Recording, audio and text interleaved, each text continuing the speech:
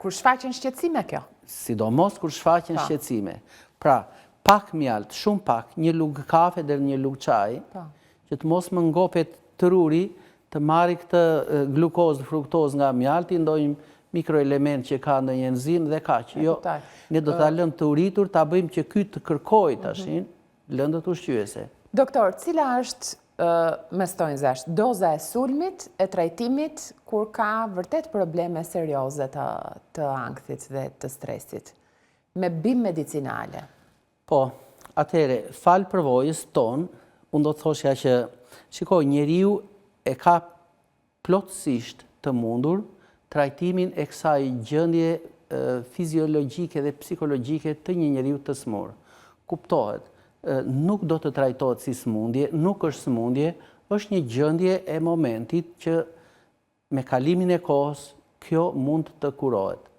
Nëse nuk heqim disa nga këto që unë përmenda, plus edhe qëndrimi shtrëmbër, kërrusja, shtrembërimi, leximi nëse mund fëmia të lexojë, shtrirë, barka, se kështu me radhë që janë të gjitha të dëmshme për sistemi nervor, që të gjitha këto duhet të korrigjohen.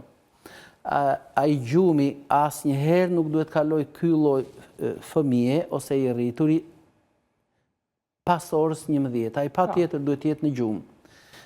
Bimet mjekësore që mund të përdoren.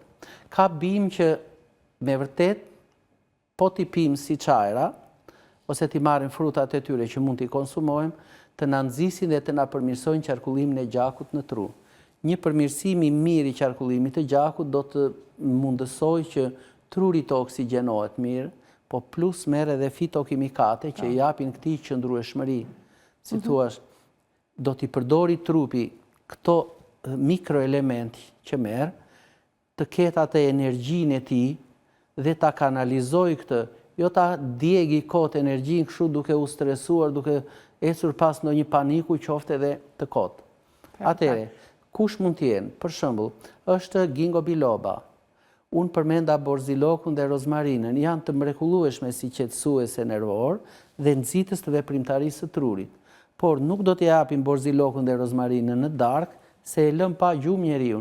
Po e japim në mëngjes, në drekë, që ky të jetë aktiv dhe të jetë dinamik. Në kuptoj. Në darkë do t'i japim barin e bletës, që është qetësues shumë i mirë, i japim valerianën, livandon, sherebelën, murrizin, ginkgo biloba, pra një grup bimësh që edhe e qetësojnë sistemin nervor, edhe përshtaten me atë sistemin parasimpatik që ulet aktiviteti i gjitha organeve, se si thua, do vemi në një pallat, të shikojmë një pallat ku dritat të fiken dhe njerëzit flënë, jo dritat ndezur.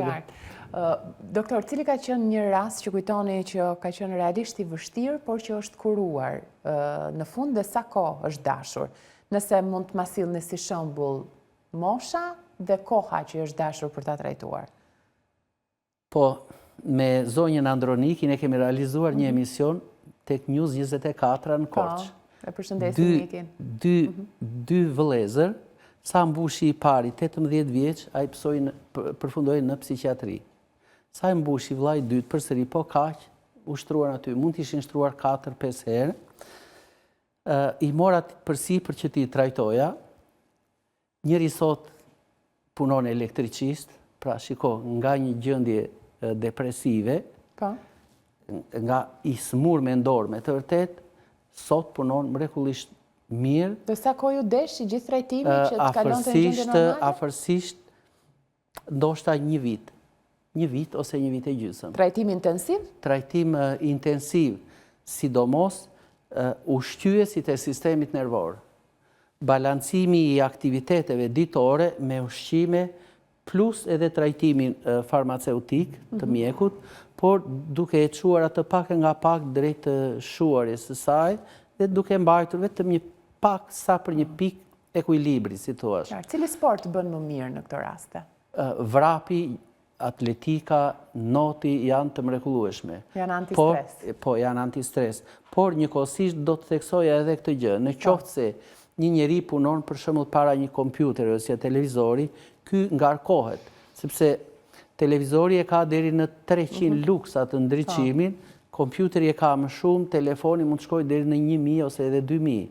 Atëherë, duhet të zbatojmë një si formule, të themi. 20 minuta ai mund të punoj me telefon, pa tjetër.